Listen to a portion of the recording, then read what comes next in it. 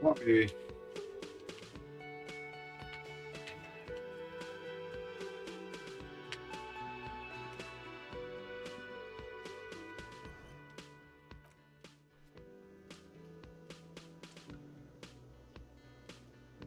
Oh yeah.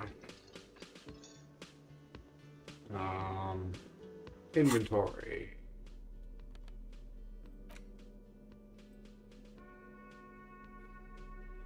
Should I just carry the flashlight? Probably should, eh?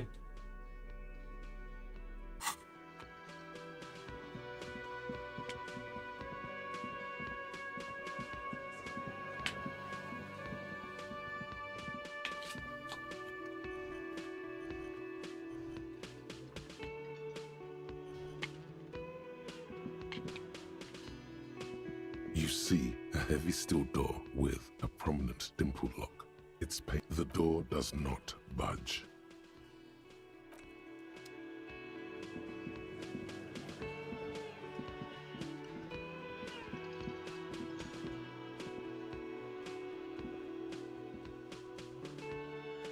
$145. Journal. Get a reality lowdown. You have no idea where you are. Lena encouraged you to ask others to explain the world to you in greater detail. Perhaps try a rich person. Rich people are... Oh, yeah.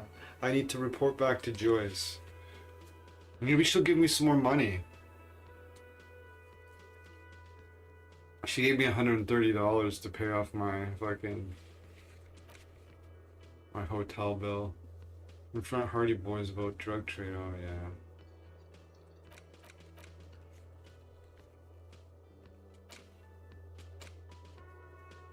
She said interesting. I gotta figure out where Renee is.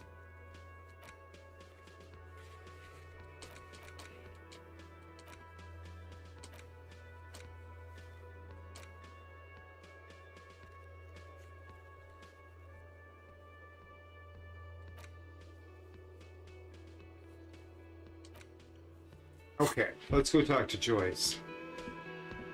Oh! I shouldn't talk to her by myself. I need Mr. Kim with me. I'll talk to the lady up here. I'm gonna put my flashlight away. It's not shining in her face. Yes.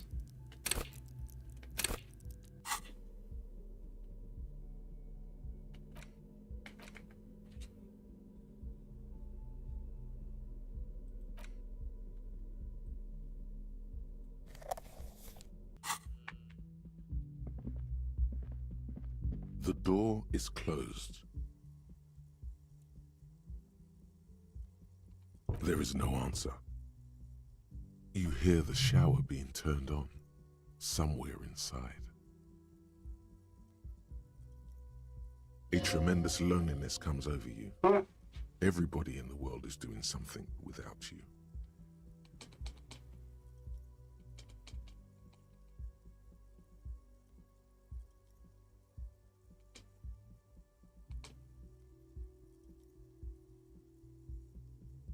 The door does not care. The door probably thinks you're a has-been loser too. You feel your funny necktie becoming tighter and tighter around your neck.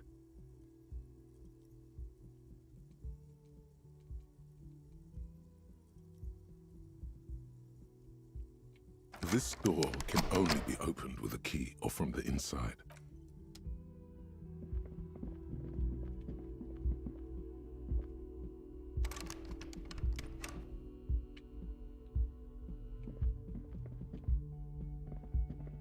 Okay. Let's go sit on the bench and go through my portfolio, I guess.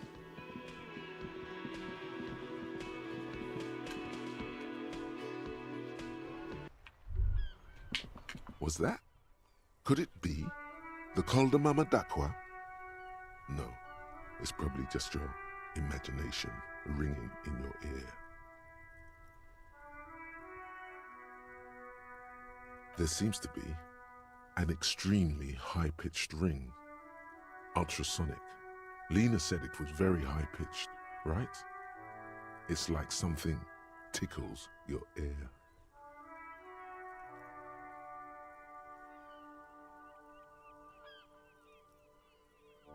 There it is again. You're about to rediscover a long-lost species. It must be very close.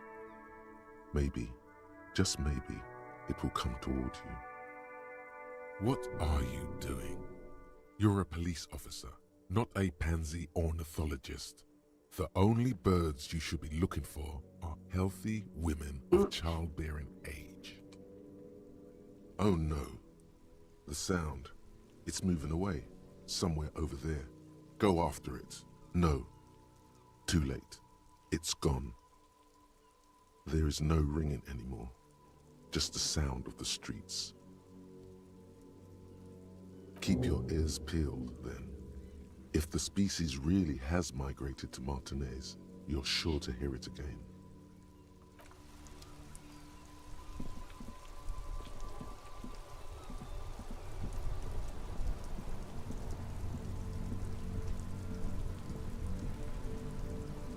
You sit on the wind-worn wooden planks of the bench. Your feet ache.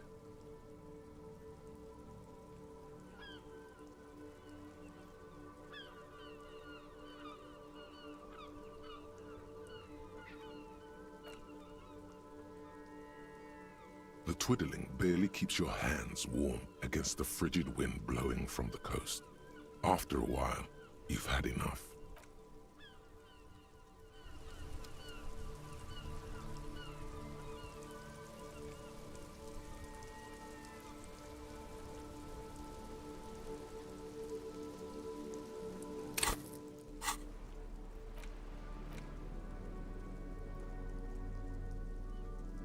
It's the ledger you found in the trash, a cabbage of papers hanging from the board, with the permeables drawer inside. It's barely held together by a clip, then made complete by the faint smell of urinal cleaner. Arson, petty theft, spousal abuse, handwritten logs on dozens of investigations date back to January 50. You don't exactly. It takes about half an hour to piece one together, using the system you've devised. Which one do you want? This one is relatively easy to reconstruct. Overnight on 1202, a graffito, nay, a mural, appears on an 8-story tenement overlooking central Jamrock. The building is a sparsely inhabited ghost tower, part of a failed real estate development called Grand Couronne. The mural is enormous. 2 silhouettes, a man and a woman, are kissing. The text cut into their form reads, "True love is possible only in the next world. For new people, it is too late for us. Wreak havoc on the middle class." This is an Oreo flavored Coca-Cola. True story.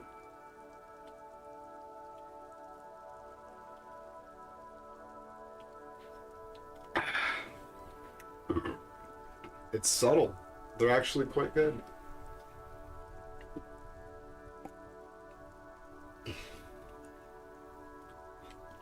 People call it that thing and that fucking thing. It's visible for miles. In 2 days, the station's complaints desk gets clogged with requests to remove the bummer. You and your partner are assigned to the case.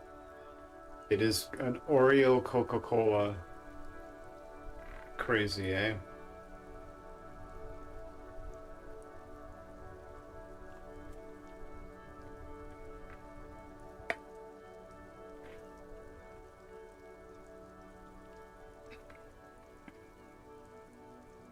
The graffito crew is easy to track down.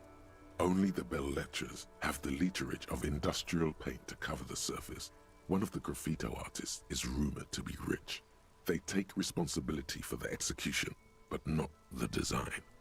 The ideologue of the next world mural, as the crew calls it. remains an unknown.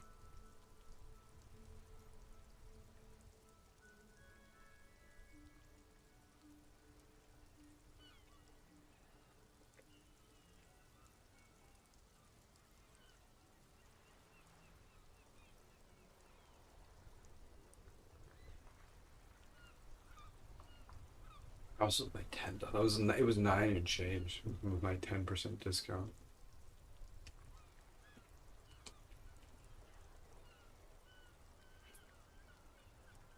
The case files do not show you finding the author of the design. The crew agrees to clean up after themselves. However, your partner, JV, is against the removal, citing public support for conservation. This leads to a debate in Precinct 41, which then spreads to the streets of Jamrock, ending in a rare plebiscite organized by you and the rest of Row 3.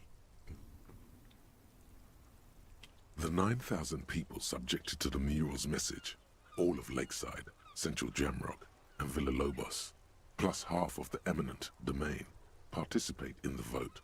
Although the case begins with what appears to be a lot of rambling on the streets as to how juvenile and stupid the mural is, given a choice between two options.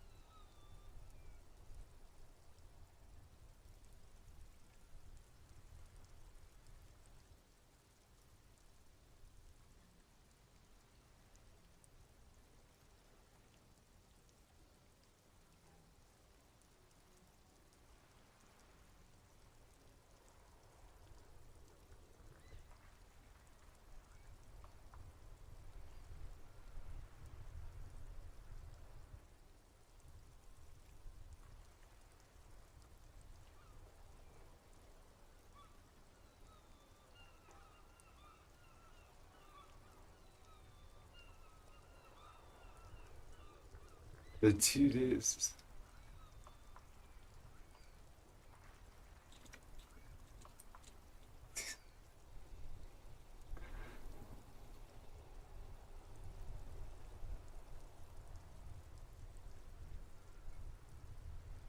Why?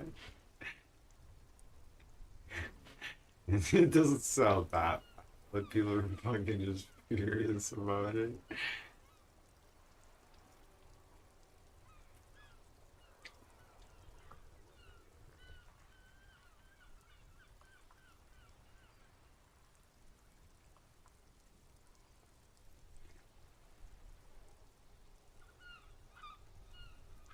It is raw.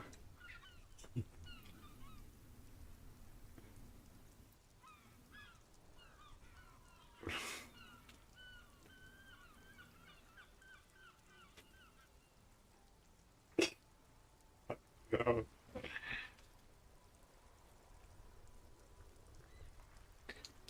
What do you think they're fucking viewers? Should we vote to keep the mural? It is right. That is bizarre.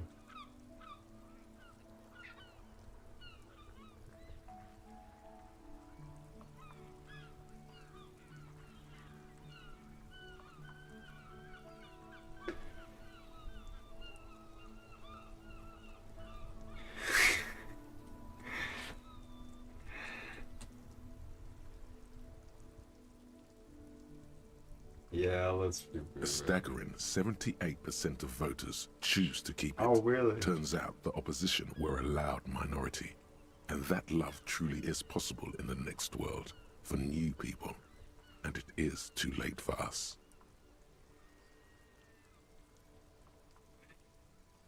All that remains is to wreak havoc on the middle class. Yeah, the middle class are not to be blamed.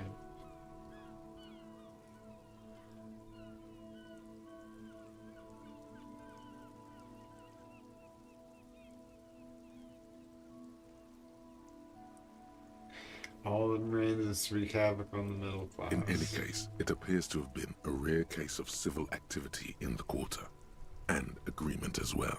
What do you want to tackle next?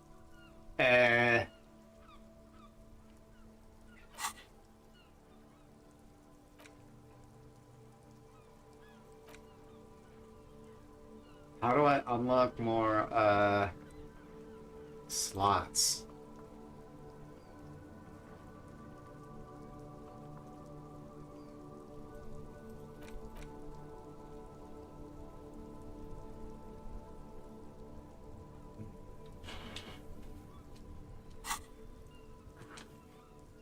AKA Leslie and Burke, AKA the public indecency drunk and the property damage drunk, is a cursed case. It has been passed from unsuspecting officer to unsuspecting officer for 10 years. Cursed case. On January 29, the unsolvable case made its way to you. Why you accepted it, it is unclear. Every officer, and indeed most civilians in Jamrock, know it's unsolvable. You were so drunk you didn't remember what it was when you signed on. That, or you were high. Leslie Probably will a little bit of always A, take his a little pants bit of off B. when he's drunk. Burke will always trash everything. It's just what they do. It is their nature. You cannot change the nature of a man, and you can't lock them away because public indecency and small-scale property damage are not punishable by incarceration. The only way for Leslie to stop flashing his genitals to bypassers and for Burke to stop dismantling signage and rear-view mirrors would be for them to stop drinking alcohol, which, in their 40s or 50s, it's hard to tell because of their distorted features, is a medical improbability on par with you ceasing to produce the expression. Uh-oh.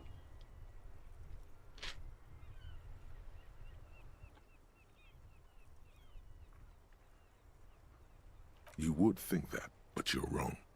Where's the fun in exposing your genitals or breaking stuff in your own home? No, Leslie and Burke are on the corner of Main Street and Perdition, because that's where the action is. Fuck yeah. Threatening, fines, dragging them to the station, locking them up in the hellholes they live in, locking them up in the station, hypnotherapy, even trying to get the local gang of Zemyaki to take them out. The Zemyaki gave them ethanol, so Burke and Leslie would expose and rampage even harder. You tried it all, and still the complaints wouldn't stop, as they hadn't stopped for 10 years. It's plain to see from the files that you, Satellite Officer JV, and Special Consultant TH had more important cases to attend to. You uncover cross-reference to several ongoing investigations, each brought to a standstill every time you drive down Main Street. Because there they are, on the corner of Perdition. And what is Leslie doing? What? AJ.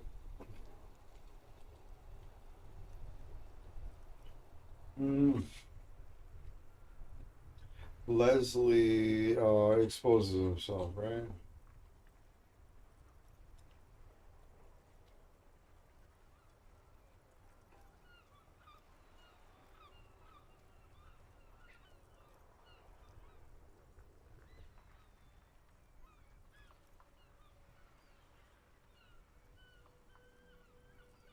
Good, you're learning. If the files are to be trusted, that's all there is to it. That and Burke breaking things, and the fact that they're both drunk. But then again, so are you. The case becomes considerably less comic one day when Burke takes a swing at your ledger. He must have it confused with the property he likes to damage. But the joke's on him. You're drunk out of your mind on potent Pilsner. You slam the hardened plastic board in his face. Then you proceed to beat him unconscious with it. In the process, the ledger sustains damage. The compartment within, reserved for permeable documents, is jammed shut. You stop your assault on the now unconscious Burke to open it, but are unable to do so. The officer began to cry, reports Leslie, who, at this point, is tending to Burke. Kill them. They broke it. Right.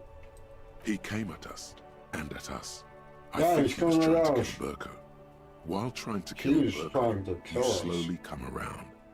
The permeables compartment is open. You've smashed it open on poor Burko's kneecaps. The good news is, Burke can't walk anymore.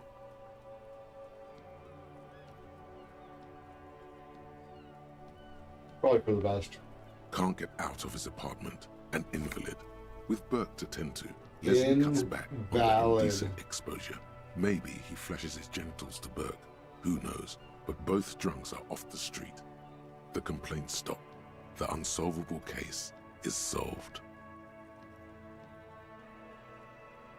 Which is also why the officer responsible narrowly escapes a disciplinary hearing. The end. Do you want to read another one?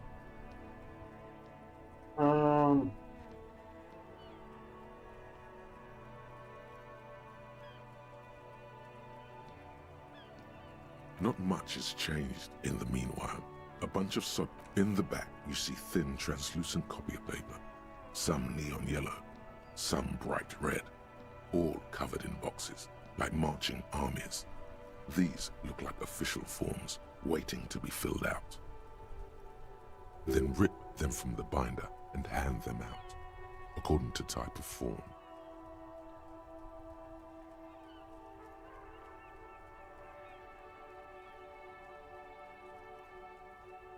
Three. The topmost are misconduct fines, the middle ones are station calls, and the bottommost are field autopsy forms. Each is easy enough to make sense of.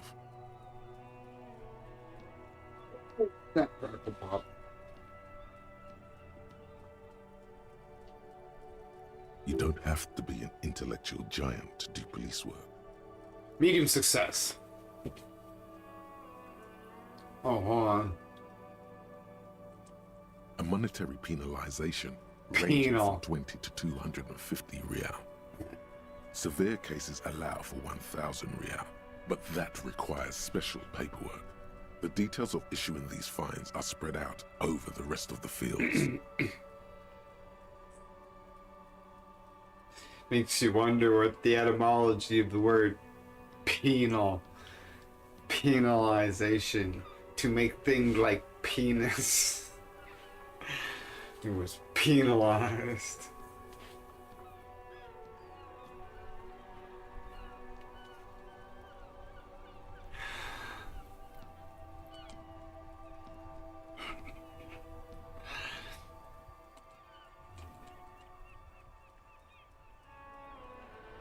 Penalization. Ah, amazing. These are quite sinister in turn. They give a date and time for the person to appear at the specified precinct At the police station. Below the penalization. call are the criminal charges you risk by not appearing. What happens if you don't appear? Will you be penalized? A dozen pages of thin copy paper, bright red in color. You see the parameters of a deceased human form waiting to be filled in. Age, sex, condition of internal organs, Mummified. color of the irises, predation marks, condition of sexual organs.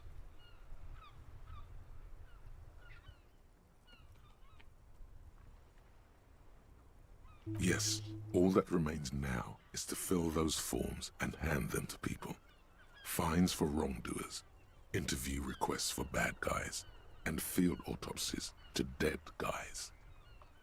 The rest of the stinking That's my city damaged life is livers much trying, worse man. for wear. It's probably for the Being best. sandwiched between the board and the rest of the paperwork must have spared the fragile copy of paper.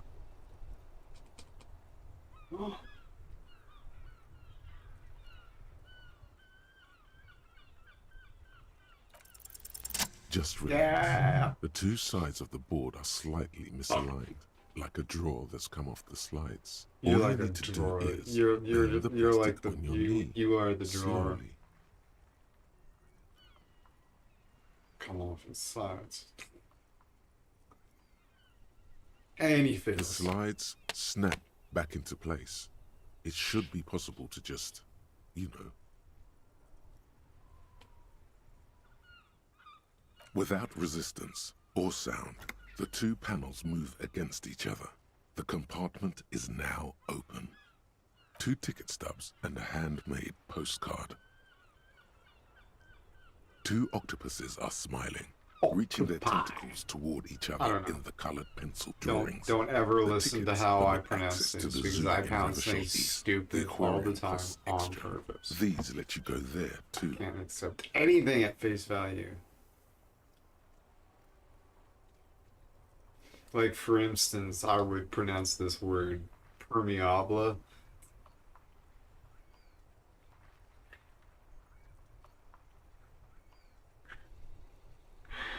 Oh. Close the permeables compartment. No. Permeable? Permeable.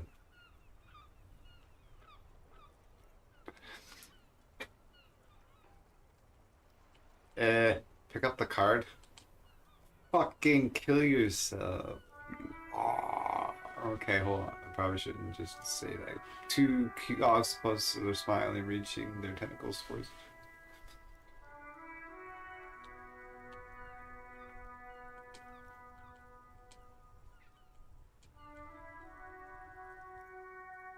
Thin wax paper has been glued to a piece of cardboard.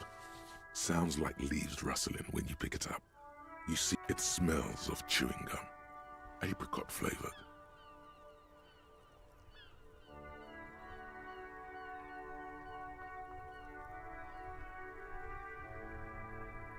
I found a piece of chewing gum in that pair of pants I found in the garbage can too. We saved it for later, I think. I still have it. Exactly like the gum wrapper you found. The same brand of chewing gum. Familiar handwriting lines the inside of the card. Looped, round letters in a woman's hand. A young woman in her 20s. There is care, effort, and a smile. Ah, shit. Option 3. I don't even remember what was going on. That is not something you can read from someone's handwriting. Harry, it begins. I don't know, which one did I... You're already reading. I wanted to write you a letter so you can read it when you wake up. Maybe it will make you happy.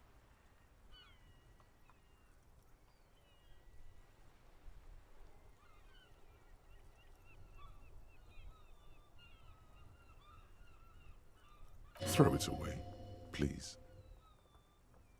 What?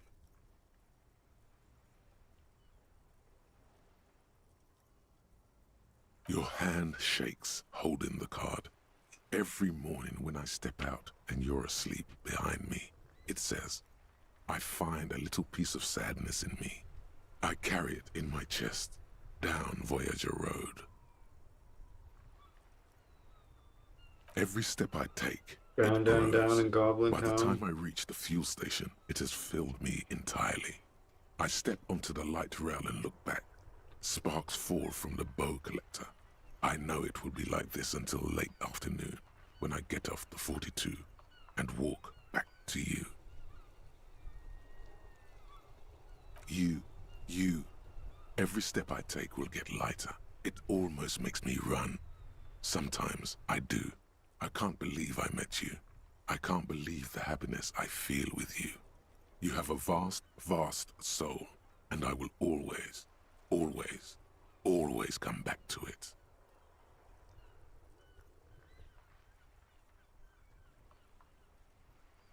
Kisses, kisses, kisses. You feel the air sucked out of your lungs and the blood sucked out of your head. Everything around you gets dark. Small white dots appear. Sparks fall like snow from the bow collector, a streetcar distancing.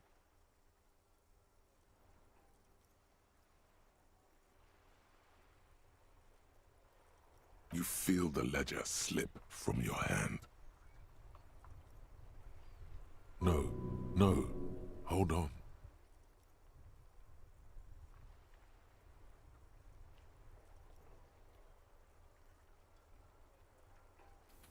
Endurance, easy success. No, hold on. To what? There's nothing. Son of a bitch. Alka fucking plop. Oh, that was the fucking That was the prologue? You fucking kidding me?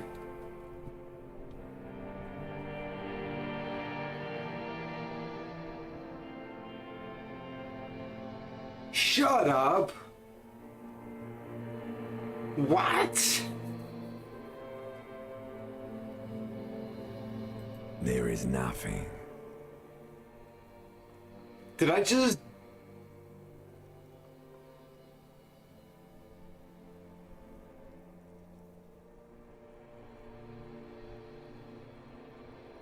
Again.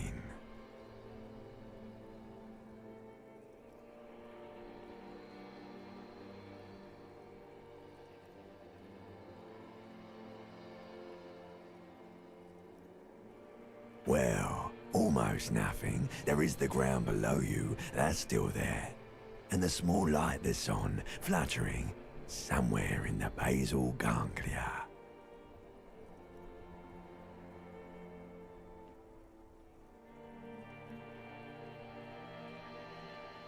That's me. Blue eyes, that's me.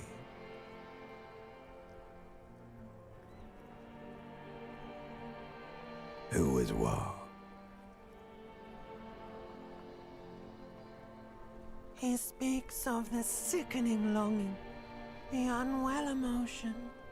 Even in the darkness, he's grasping for The it, limbic system. still trying to hold on to the great sorrows slipping in the water. Slimy.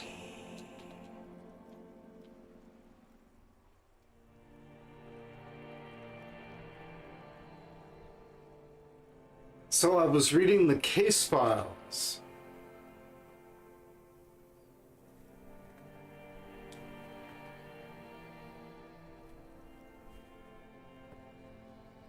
Did I...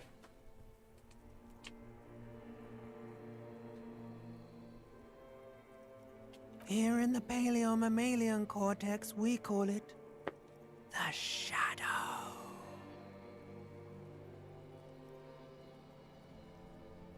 Because it's always there.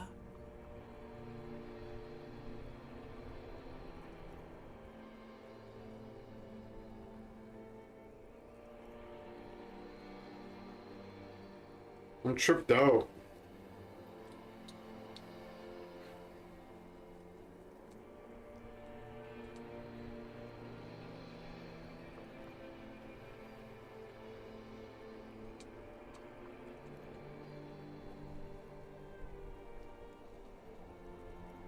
Your name is fuck all. It certainly ain't Harry. Your name is passed out on the ground, dragged around by one of the other evil apes. They're taking you somewhere.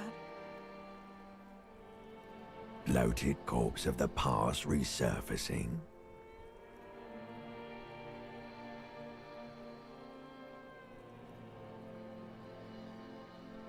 Beautiful.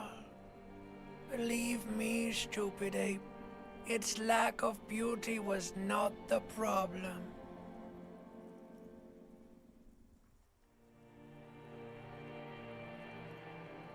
There is no Voyager Road. There are no roads, no houses, no lights in the windows. It's all on pause.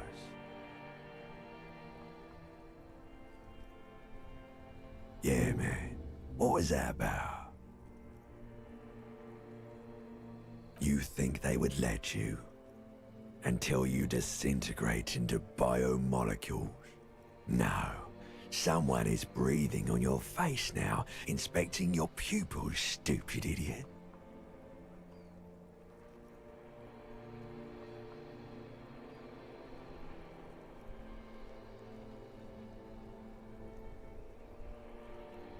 Yes, they're pouring something on you. It's in you. And It's delicious.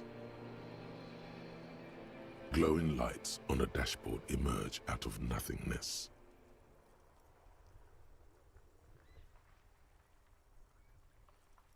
Had a dream? It was like... No, I got the title screen. That was the end of the That was the...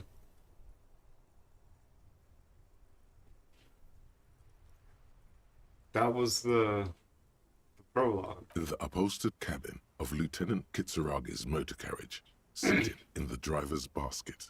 The air is thick with leatherworks and heavy fuel oil. Cold water runs down your chin. Drink. Water.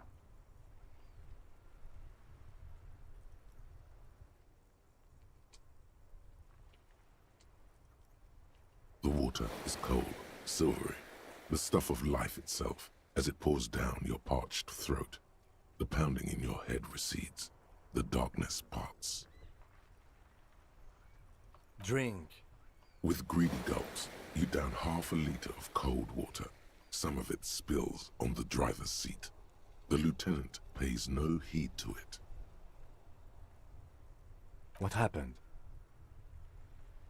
There was a call on the shortwave. Officer passed out in Martinez. I had a feeling it would be you. I'm glad I got here in time.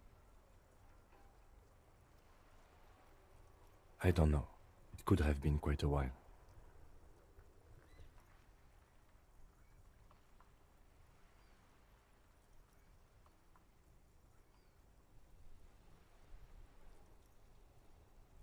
That does sometimes happen. I found this next to you. I'll tag along for the rest of the day if you don't mind. My business is concluded anyway. Are you okay to go? Good. The Ledger of Failure and Hatred is a special item that can be used both as an interactable and a tool equipped in your held slot for skill bonuses. Find it under the Tools tab in your inventory.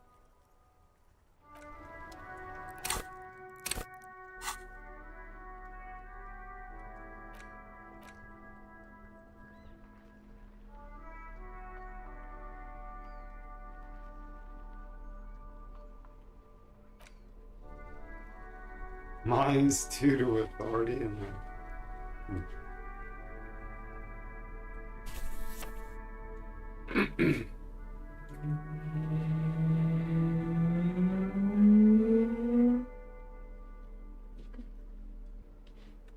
Trippy. But it's also an interactable.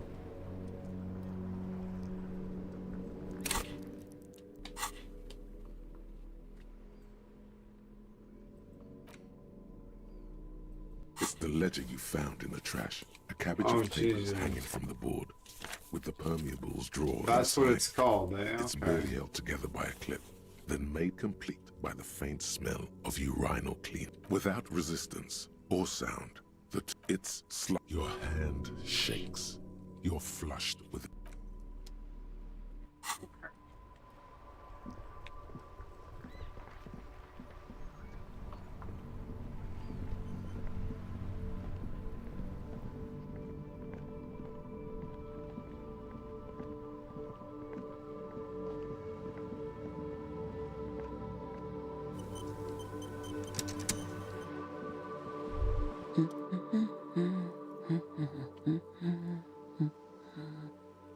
Pretty woman humming to herself. She seems to be browsing the books. Hello? Me? No one. I'm just a working class woman. She doesn't really want to be disturbed that much. Looking for something to read. Not a policeman. It is.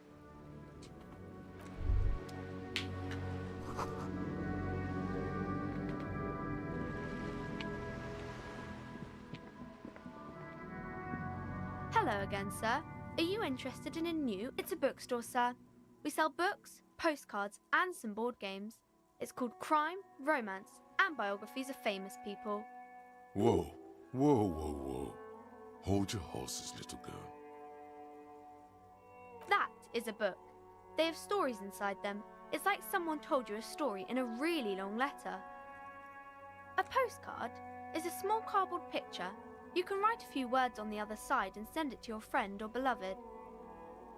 She is unfazed by your questions. She would consider it impolite to point out any perceived weirdness. Board games are like little games on a table, made to pass the time.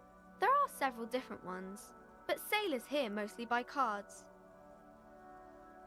My pleasure. Anything else you'd like? Okay, sir. I'll try to answer any questions you have. My name is Annette, sir. My mum, her name is Plaisance. She owns the store. She's inside minding the register or organising the stock. Feel free to step in and browse our wares. I'm signalling that the store is open. Otherwise people might not know. They'd miss out on the crime, romance and biographies of famous people. A sudden gush of wind turns the pages of the books on the counters. She covers her face, smiling, but she's cold.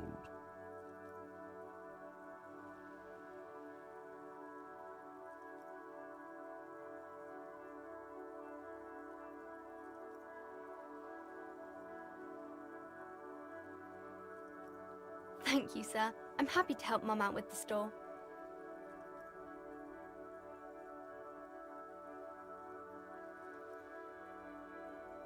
I do my studies at home at the moment. I have to help Mum keep this place running.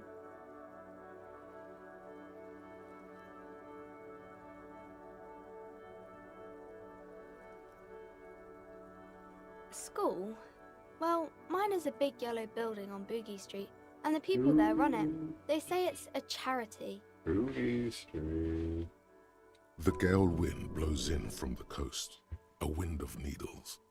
It wraps itself around a building of brick and mortar. Somewhere, a clamour rings through the honeycomb of classroom. Remorse, the parquet of assembly halls, the rows of stall bars are growing cold. The corridors stand empty. A girl's voice somehow finds its way through this strange feeling. You haven't heard a word of what she's been saying these past few moments. You only hear. Mum says it's necessary to do both because it builds character. Mum says a proper worker is dutiful. That's how you get ahead in life. You succeed.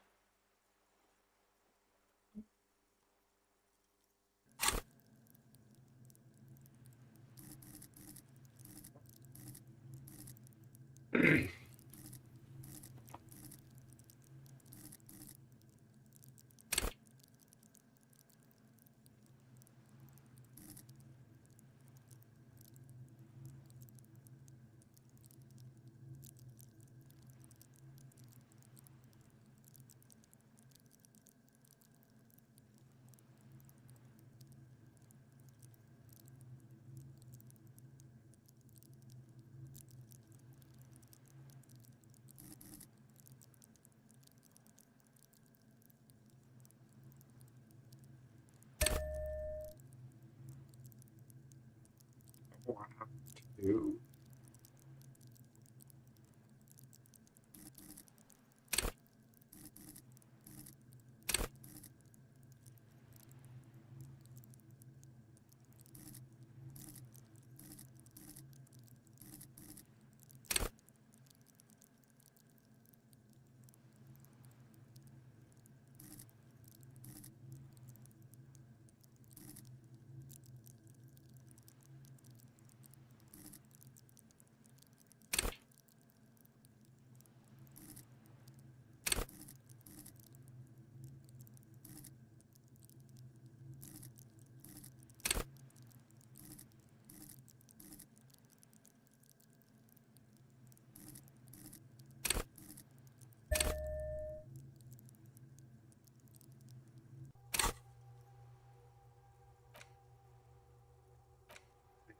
Slots. It costs a skill point to forget one of them. Which I should probably get rid of this racist fucking agenda here. That idiot guy that I was just needed to convince of some shit. Like it's gonna cost me a skill point to forget it, to free up a space to think about something better. Until I unlock a new slot. I'm not sure how that happens. Mum says it's peachy. She was a little afraid at first. There's talk about this house being cursed. Behind her, the window has been boarded up. You sense the boards creaking, Yeah, twisting that's for a going second, on. and some kind of doubt in her tense shoulders. Cursed in the way that makes them say that no business has ever really thrived here, sir. That they all go, Ass up. well, they run out of money and have to stop doing business. Ass up. The bully round is gonna be fucking. The bully edition is. The eat fuck edition is gonna be hilarious.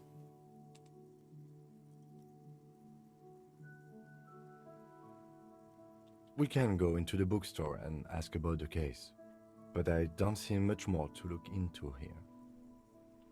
Yes, please do look at our wares inside. The postcards and board games you asked about are also there, sir.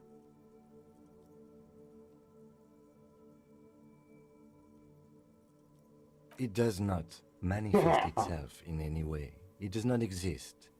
I liked it better when we were talking about whether it's appropriate to stand out in the freezing weather. No such thing. Anything else you wanted to talk about, sir? Nothing really, sir. Mum doesn't allow me to sneak around in the back rooms or the cellar. I don't really know what's there. Maybe I can tell you about some of our books instead. Crime fiction is about murders or burglaries or things like that, and the work of a policeman or a private detective who's trying to solve a crime and catch the criminals. Crime is what we were solving before this conversation began. It's exciting to people, I guess. They get to imagine dangerous things, and it's kind of like a puzzle, where you can guess who the criminal is, or how the good guys are going to catch him. You don't look much like a policeman. Mr. Kim probably does, though.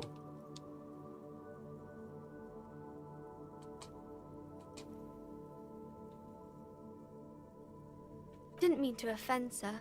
Sorry, sir. It's just that you don't look like Dick Mullen. Dick Mullen. Gonna maul some dick. There's some, there was a mean Dick Mullen going on over there.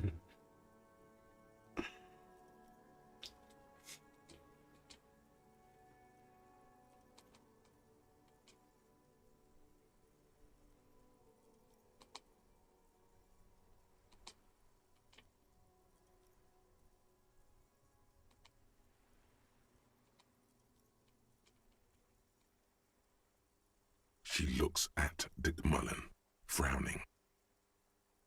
Dark, arrogant, violent, likely overcompensating for something. Amazing stuff. That's not a healthy look. He isn't even drawn right.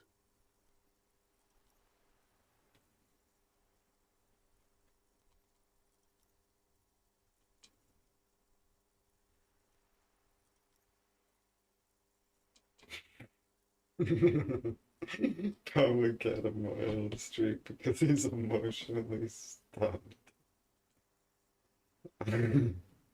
He isn't even drawing right. She examines the picture, trying to find whatever is wrong with it. She then shrugs and puts the book aside, unconvinced. Sure you can, sir. He's just a fictional character. He'll be no match for you. Maybe you can show me some real police work, sir. Like in the books. It's the type of book where there's a rich lady and she has to choose between the good man and the bad man. Or there could be a story about a poor lady getting a rich man. It's about man and lady business, sir.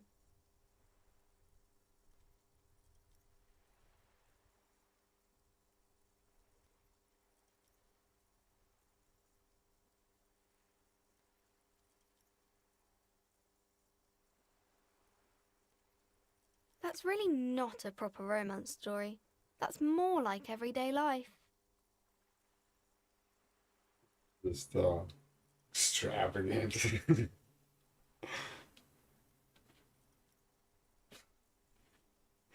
I was at work today and I thought of something just absolutely absurd that you could say to somebody just to make people fucking just confused or whatever. Be like, oh, you have two daughters? How extravagant. Two daughters, eh? How extravagant.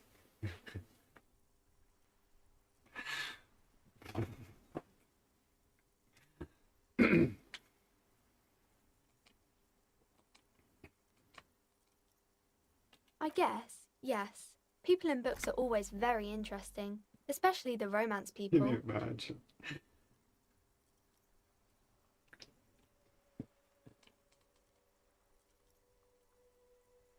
I haven't read many of those. Maybe you should ask Mum. I don't think it's a romance story if the main characters break up, though. Oh, but it is. No, I don't know. Oh, you just You wait. can take this. Blossom like a pain flower. The girl is at a loss for words. Each of you filling with resentment and bitterness for having ruined each other's lives. She shifts and sways on her feet. Yeah, looking a real confused romance. And stop. There's no need for this. It's in your power to change the subject. Mm-hmm.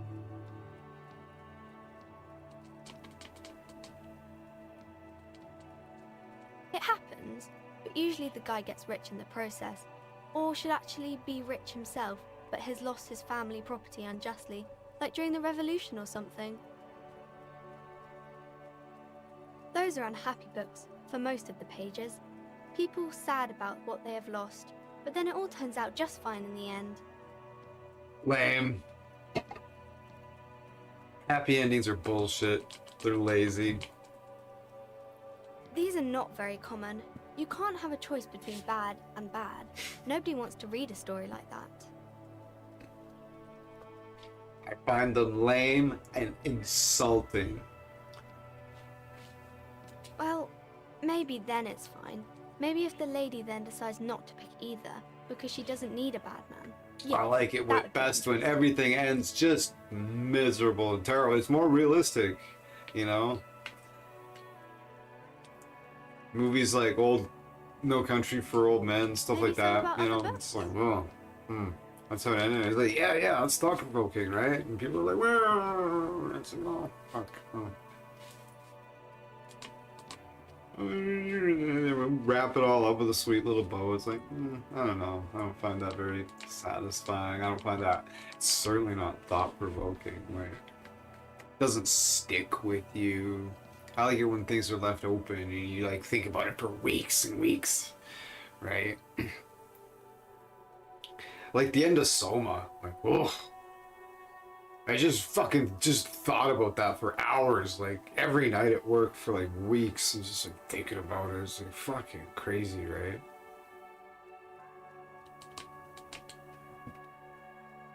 Oh, kings and queens and generals of old, or artists and writers, or musicians, those kinds of people.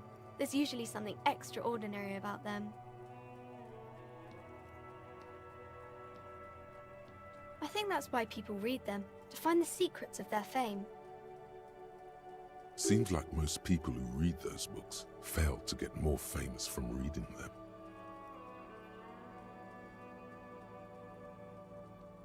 But it does make the famous people more famous. Why would they do that, sir? Because I'm amazing. Look at my fucking epic fucking face.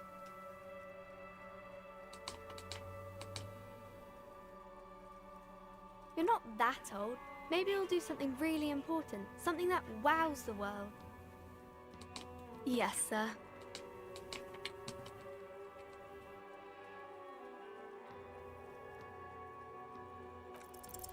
You fail to deduce anything substantial.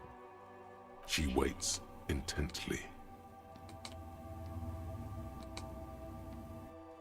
It's okay, sir. You disappointed a small child. Well done, champ. Epic. Oh, that's Auntie Billy. She's nice if a bit distressed. I thought that said smut. Oh, no, no, sir. She's a working woman who comes to look at the books a lot. Distrust. I think she is a bad husband. That Not very nice trust. or helpful. We should put him to death. Hey, so we've been monitoring you internally, and now we know your Copo type. Yes. Guess what's yours?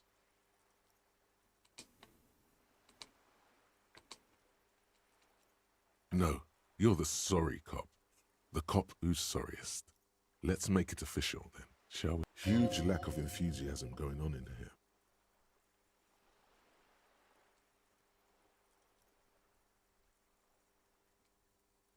Oh, I'm sorry.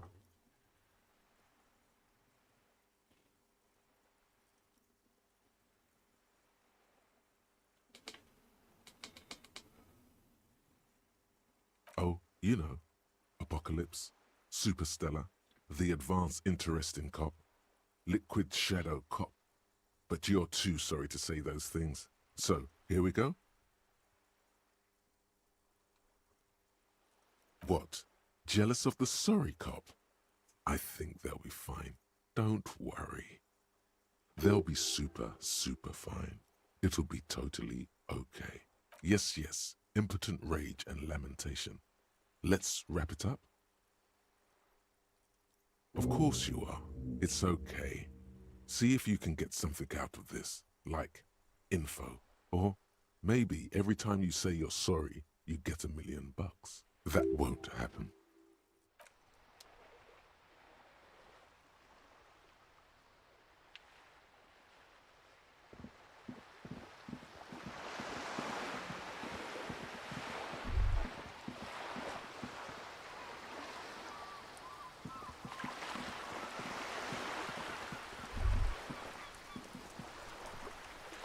Yes?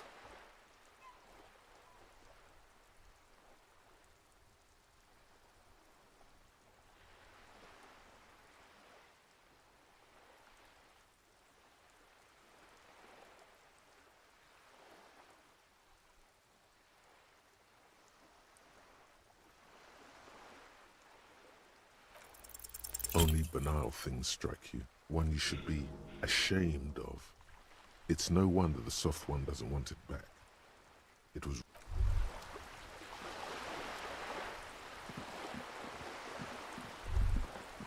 The sight of bullet holes stirs something in you, making you forget the faded marks are too degraded to draw any forensic conclusion. Where? There? Those are old. Yes, the one that happened half a century ago. Those bullets were fired during the revolution and do not warrant an investigation by officers of civil law. Not much. I don't have a fresh perspective on it. Shall we go?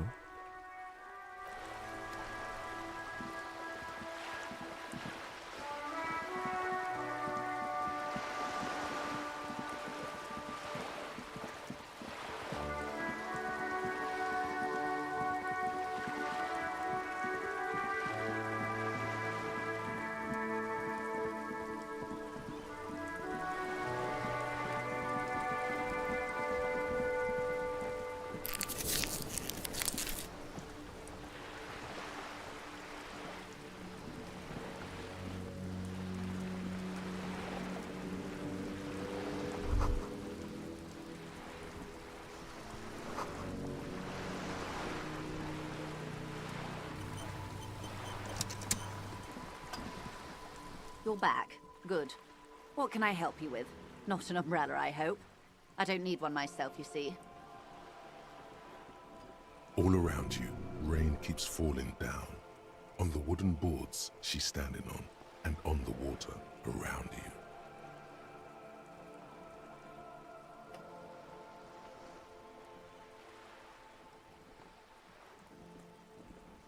Very rugged. Good choice. Now, I suspect you had questions. Nothing like talking to pass a rainy day. Am I right?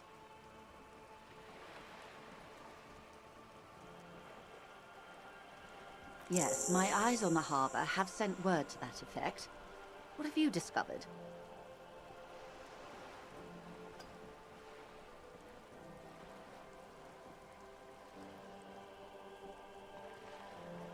It doesn't really matter.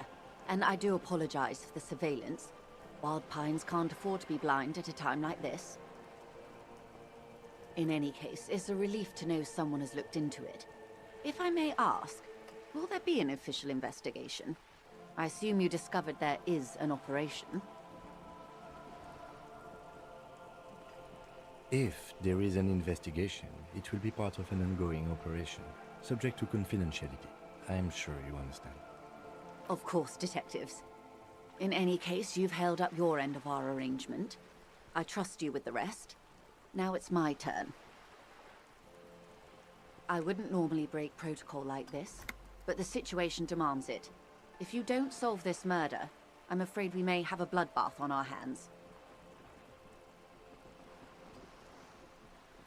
The words bloodbath sound cold in her mouth. They taste of iron and strawberries.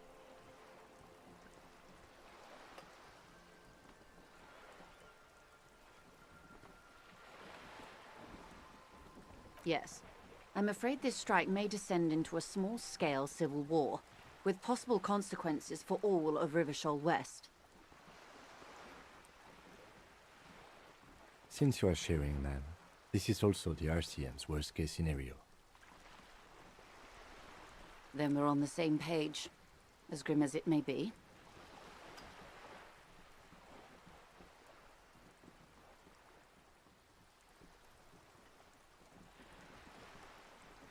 I have an indirect role to play, I'm sad to say. My employer experienced a momentary lapse of faith in me. In that moment, they elected to deploy a private military contractor as an insurance measure. They called it my security detail.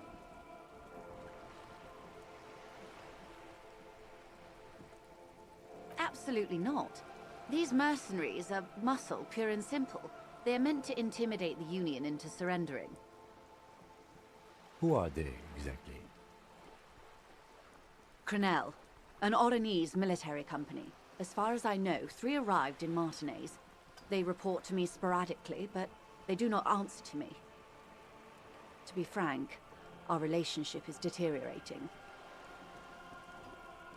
They wear ceramic armor, have semi-automatic weapons, and years of combat experience. They also have trauma and stressor disorder, and no idea how to conduct themselves in an urban civilian environment. So, what happened? The story is, one of them, the Colonel, I don't know his real name, sexually assaulted a local woman while he was drunk and separated from his unit. This allowed some of the more militant Union members to subdue him. He was taken out behind the whirling in rags and lynched last Sunday night. Nothing. Mr. Clare refuses to let me into the harbor. I have not been able to discuss this matter with anyone there. The remaining 2 Crenell contractors carry out their orders, for now. It's a smokescreen.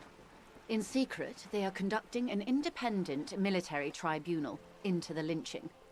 Once this investigation is concluded, executions will follow. What is the nature of this so-called investigation? Whether to execute one, some, or all of the Union militants. 50 people. It will be all of them. The decision is already made.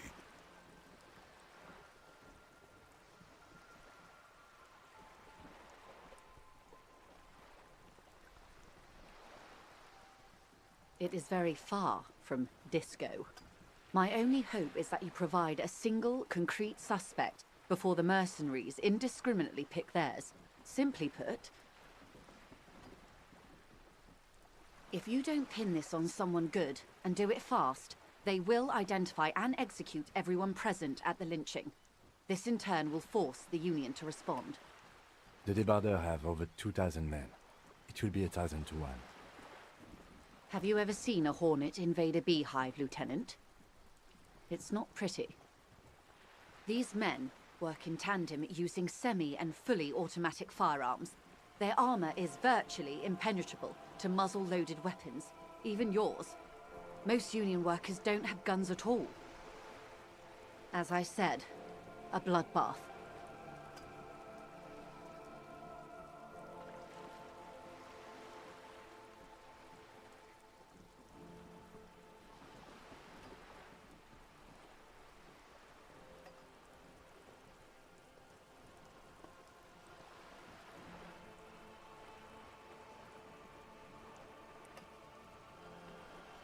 Many bleak scenarios have already come true. Nameless, badgeless detective of the citizens' militia. All we can do is keep the rest from going the same way. One single concrete suspect delivered into civil court, and I may be able to defuse this. Not much. Downing. Yes. So if you... Do you know? In my line of work, I have. Yes. Since you are sharing, man, this is also the RCM's worst-case scenario. Trippy. I was like glitching out there a little bit, kind of half falling asleep. I was just like, and yeah, okay, so what the hell just happened?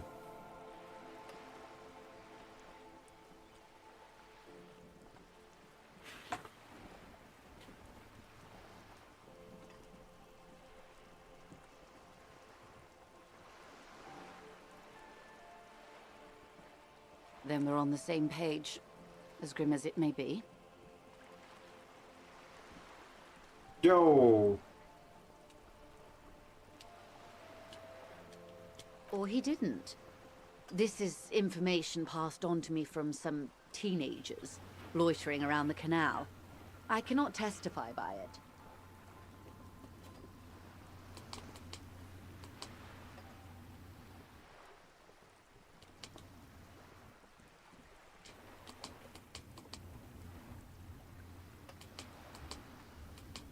That the man was killed because he assaulted a local woman.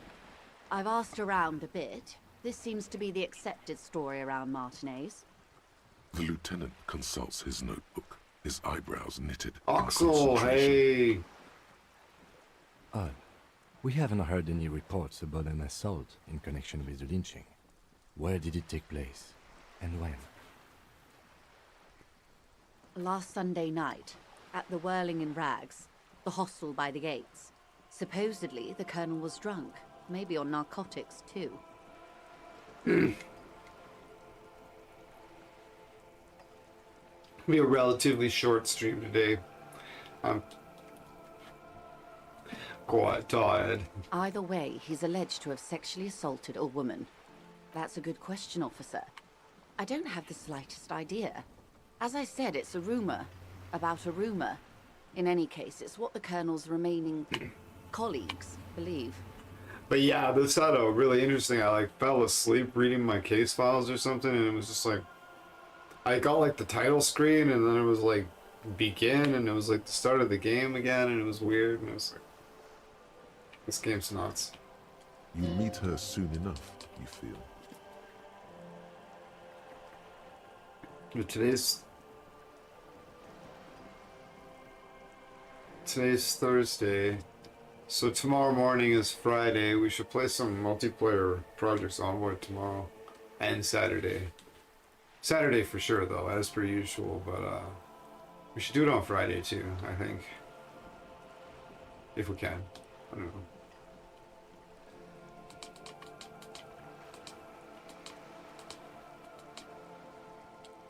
If you mean did I see him alive? Yes. But I did not know him.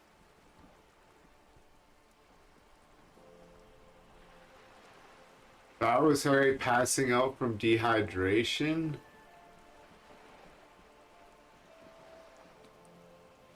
Oh.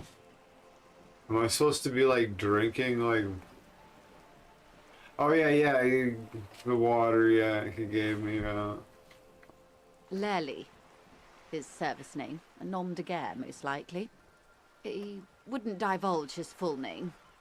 Only one of them did. A bad sign if there ever was one. Nice, AJ. Cool, AJ's down.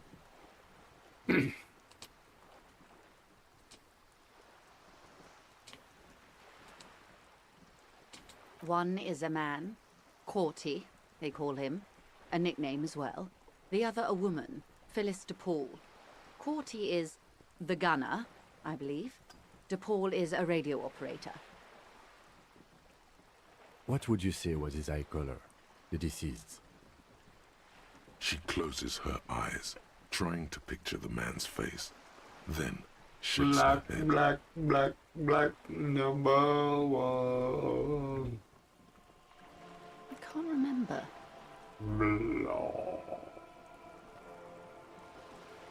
That's all right, man. Anything else? Nationality? What would you say was his age? He was 40 or 50. It's hard to say which. He had a combat injury on his lower jaw. It made it difficult to estimate his age or gauge his facial expressions. Indeed, this matches the dental reconstruction we saw on the body. What else?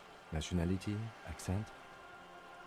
He was, Occidental, I think. Light brown hair, a mixed accent, Oranese, or Messinian, maybe. His injury gave him an accent all his own. In a way, it was humanizing. He had to learn to speak through it, through the injury. That's all I know, I guess. I only met him once. They've gone to ground, as it were. I don't recommend seeking them out. For one, they're almost certainly armed to the teeth. They don't have the same respect for the Revachol citizens' militia as I do. To put it bluntly, they think you're vigilantes. Ghetto savages. It will not be a fruitful meeting.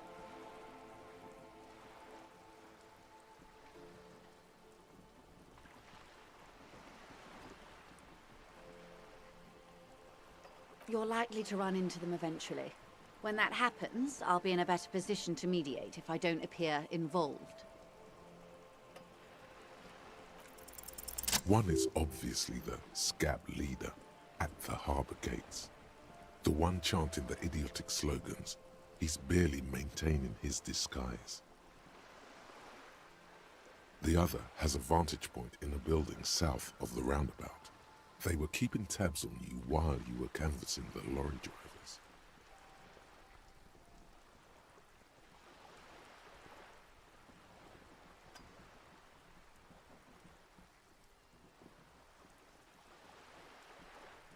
That may be so.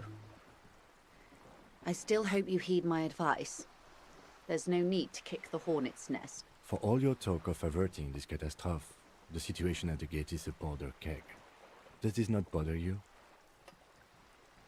Of course it bothers me, Lieutenant. But my hands are tied. How would my employer react if it appeared I were intervening on behalf of the Union? Lieutenant. The person who lives at the toilet. Or the tenant? He tends to the loo. Right? The lieutenant? The lieutenant? Your concern may be appearances. Ours is The keeping toilet peace. keeper. Lieutenant.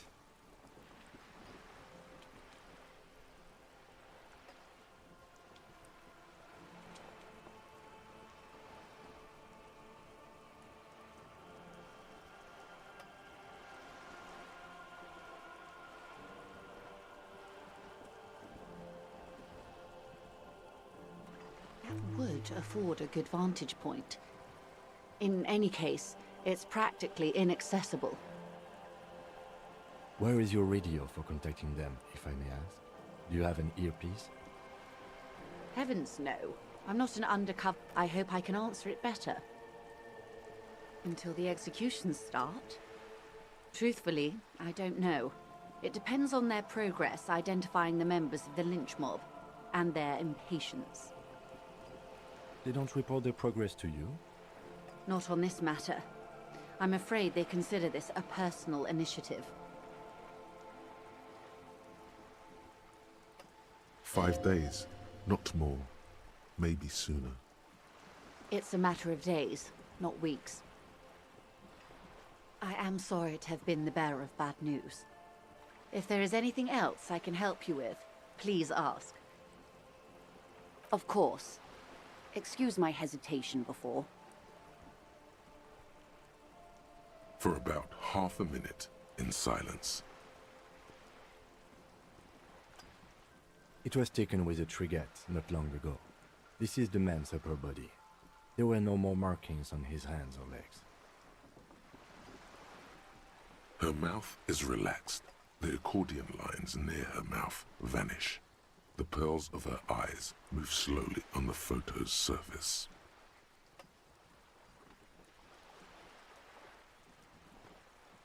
What do you think? Sorry. I was trying to see if I can read the web of interdependencies between these points. The stars.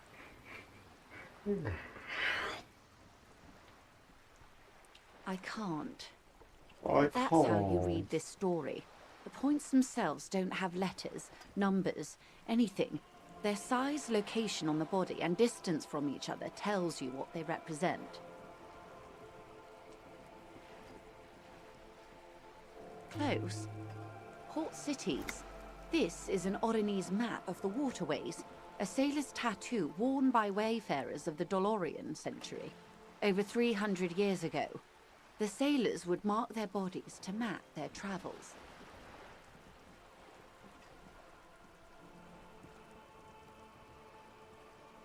The sailor's soul would use it to fly back home if they should die abroad. This is a sort of contraption to be reeled back in by. The silver cord, they would call it. Where is he now?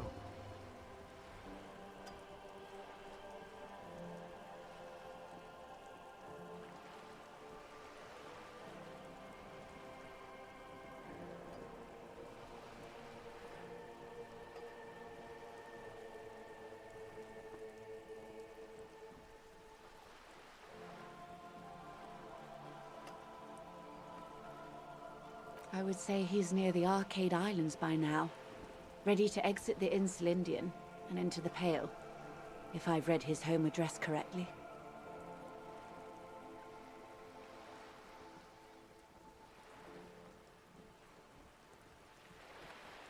Quite a few. Vredefort, the Oronese capital, traditionally stands on the right shoulder. He started somewhere near here, I think.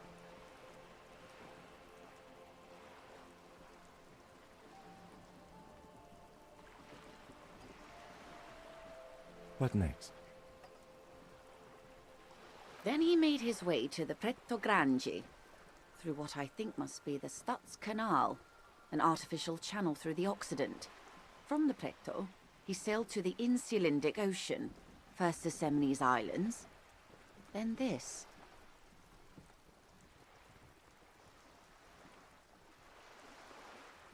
Revachol. Those are the two constants. Vredefort on the shoulder, and Revachol in the heart. They started the tradition of these maps right after the discovery of Insulinde, at the dawn of the Interinsulary Age.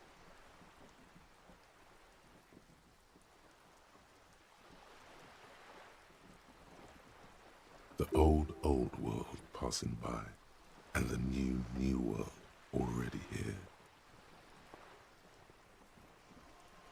You said you can't read it. I can't.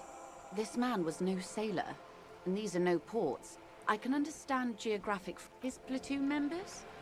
The other contractors. Though I do not suggest you go and show them that picture. This man was their friend and comrade.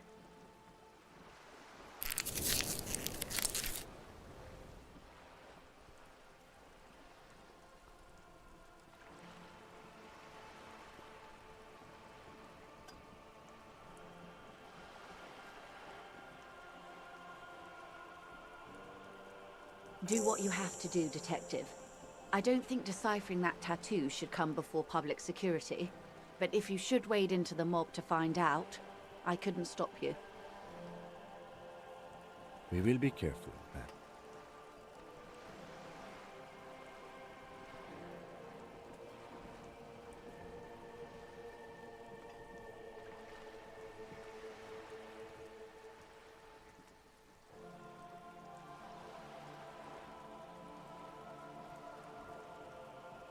Is there anything else I can help you with? Everything. Right up to, but not including, trade secrets. First, you'd have to repeal the Emergencies Act of Trade in Aliments that gives me the right to silence. It's quite the octopus.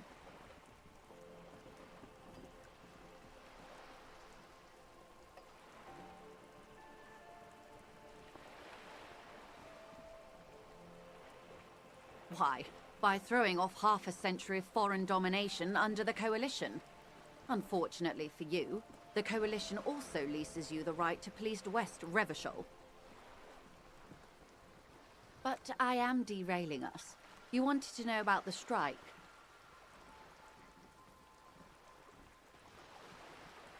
I believe the official title is Senior Labor Negotiator.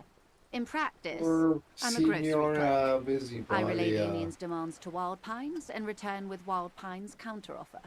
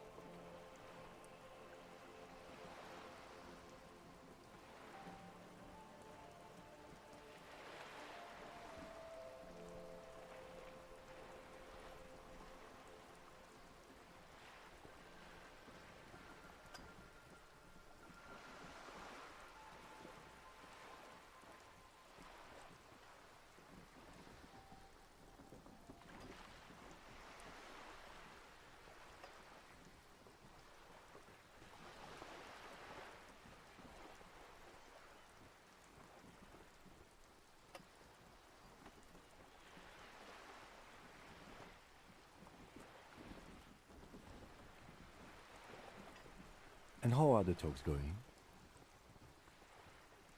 They're not. Yeah, That's I'm the not. problem. The Union That's right. stopped all negotiations a week ago, after that awful lynching took place. Now they won't even let me into the harbour.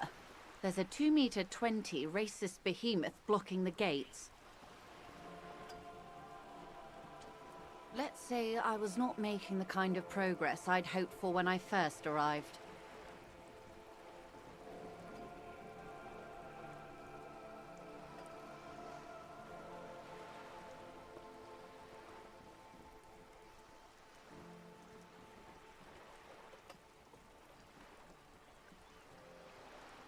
And when did you first arrive? I arrived 3 weeks ago. Yes, in the middle of February. The bay was still partially frozen then. I prefer to do these things on site, like the RCM. But the strike began in December. I wasn't the original negotiator here. I took over after Mr. Gaumont hit a wall with Mr. Clare, the union boss. This isn't the first time the union has gone on strike. Heavens no. There have been Heavens 2 prior no. strikes. Both times the union won significant concessions, including overtime pay and a medical plan. This time their demands are more, I guess you could say, aggressive. There are leaflets everywhere, and banners. What did they say? Every worker, a member of the board.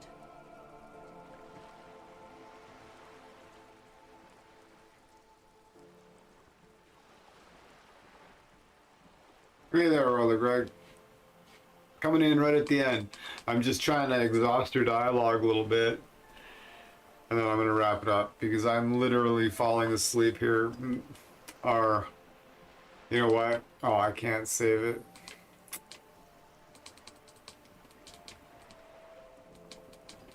Then you might also like their other slogan. Demand democracy.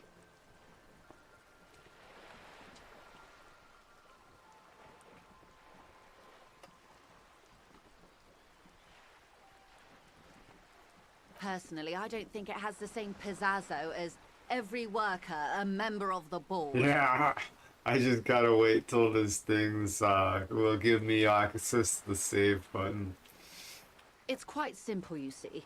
Every time the Wild But Pines this Group stream makes a was good decision though, and about it's what, had about some anything, wild really, stuff happen. It needs the signature of each of the 2,200 workers in its Martinez terminal. Just so you understand, this is but one of 22 terminals owned by Wild Pines. Essentially, not only are they kings of the company, they are also kings of the 72,000 employees of Wild Pines Group. They're having a blast. But how can they afford it? After 4 months, my assumption was they would prefer a more practical solution. I'm not sure. Naturally, I assumed that was just their opening position, a hard-nosed tactic with a side of mockery. But there's been no follow-up, just the same nonsensical slogan repeated over and over again. And now, people are getting lynched out here. Behind the whirling in rags, a disaster. Excuse me, from whom did you hear about this lynching? From us. I first heard it from the boyar at the gates. The one whose very name advertises his aversion to work. I think he said it was, "Call me Manyan." Of course. How else can I help? Okay. We're gonna stay right here. Okay, we got an autosave.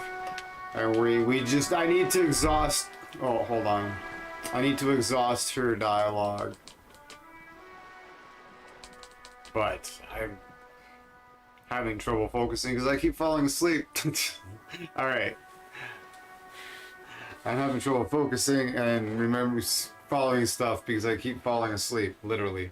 So, we'll see ya. We'll see you next time. Cheers. Thanks for hanging out.